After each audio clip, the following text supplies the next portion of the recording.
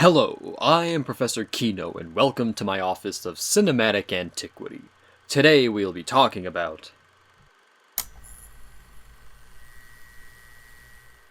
Thinking back 2 years, director Rian Johnson was a huge and exciting name amongst the plethora of up-and-coming filmmakers. Having gained a solid following through his creative and original debut film Brick back in 2005, and having expanded that audience even further with his stylish and unique sci-fi thriller Looper in 2012, it seemed like Johnson would only continue to grow within the industry.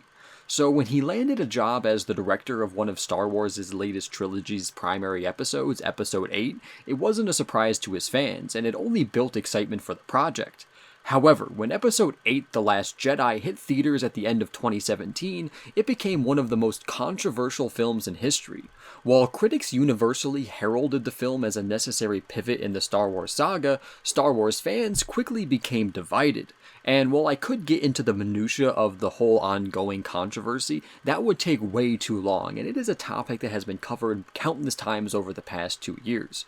So I'm just gonna break it down with the basics.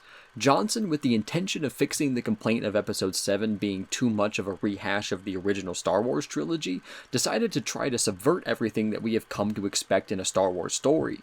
Unfortunately, while some fans loved how he managed to twist the Star Wars formula, others were openly opposed to it and saw the decisions as an affront to Star Wars and its fans. And this is all well and good, movies are subjective after all, but the disagreement over the film quickly became volatile and brutal on both sides, resulting in name-calling even by Rian Johnson and the head of Star Wars, Kathleen Kennedy herself, angry YouTube rants, and countless articles that, to be honest, quickly became exhausting more than anything.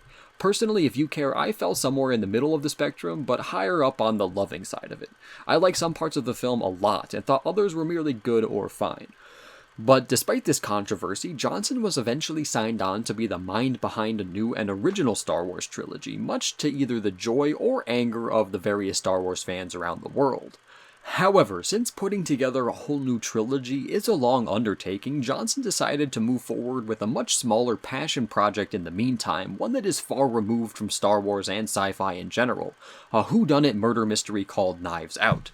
So does Johnson's unique directorial voice lend itself nicely to this new genre and create an experience that the masses will enjoy like Brick or Looper, or do I think the end result will be as divisive as The Last Jedi? Premise. After the sudden and unexpected suicide of world-renowned mystery author Harlan Thrombey attracts the attention of one of the most famous detectives in the world, Benoit Blanc, it is suspected that the death might have actually been the result of foul play. However, in order to get to the bottom of the case, Blanc must filter through Thrombey's plethora of eccentric family members and house staff, all of whom have motive and a seemingly predisposed instinct to lie, in order to find the true guilty party behind it all. If there is one thing that Rian Johnson likes to do, it is to break conventional narrative molds from within, and while, as I hope I clarified in the intro, this is sometimes met with distaste, it is always a fascinating exercise to see unfold. And regarding Knives Out, I think Johnson nailed what he was aiming for. The first act follows the typical whodunit setup, a la an Agatha Christie novel. It introduces us to an eccentric detective with a wonderfully classic-sounding name, Benoit Blanc, portrayed by Daniel Craig, who eats up the scenery with a wholly entertaining Foghorn Leghorn-esque southern accent. It sets up the crime scene / playing field by showing off the extremely atmospheric and gothic Thrombey mansion. It sets up a cast of colorful supporting characters, all played by stupendous actors, such as Chris Evans, Ana de Armas, Jamie Lee Curtis, Michael Shannon, Don Johnson, Toni Collette, Lakeith Stanfield, Christopher Plummer, Katherine Langford, Jaeden Martell, and Riki Lindhome, who all have their individual amusing personalities, which are all brought to life excellently by the actor or actress that plays them. And then it combines all of these elements by stylishly recounting the night of the crime through the questioning of all the suspects. And all of this is done with sharp writing, well-timed and effective humor, and a lot of charm. However, this well-written and well-acted whodunit love letter quickly has the rug pulled out from under it by throwing in an unexpectedly massive reveal at the end of Act 1. It's such a bold move, in fact, that it threw me off a little when it happened, and it completely pivots the feel of the entire film. And although this is far from being a bad thing, it does take a little while to get used to the film's change of tone and pace, and it also opens the door to some heavy political commentary that might alienate some viewers. But despite where you lie on the film's underlying message, the pivot does make you reevaluate what to expect from the film, and because of that, Knives Out's central mystery becomes all the more mysterious by adding in more mysteries that deepen the core mystery.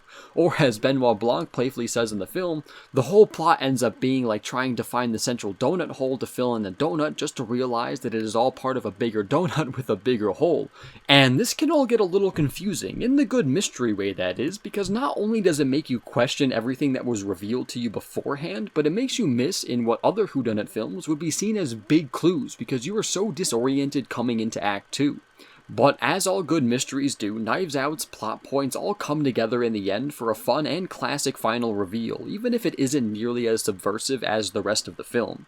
So while the overall plot is by and large just a simple murder mystery, the intelligent script, the sharp dialogue, and the wholly unexpected but very fitting twists help to turn Knives Out's simple premise on its head so as to make it into an exceedingly surprising, stylish, and brilliantly crafted whodunit thrill ride that is a blatant love letter to the mysteries of yesteryear. Consequently, if you are down for a twisty-turvy mystery with some great characters all spiced up with a classic whodunit feel, you will have a great time with Knives Out. However, if you aren't that into Rian Johnson's tendency to subvert expectations and/or his political leanings, then Knives Out won't win you over to his side and might even turn you off to the film as a whole. But if you are somewhere in the middle of these, i.e. not a mystery fan and/or couldn't care less about the Johnson controversy, I would recommend giving Knives Out a shot. It does enough to the whodunit genre to make it feel fresh, includes some great performances from a stellar cast, and is undoubtedly one of the most unique and entertaining times I've had at the movies all year. Thanks for watching, I hope you liked it. If you did, leave a like. If you want to add anything, feel free to leave a comment. If you want to see more, please subscribe. Until next time, I am Professor Kino, and I look forward to our next discussion.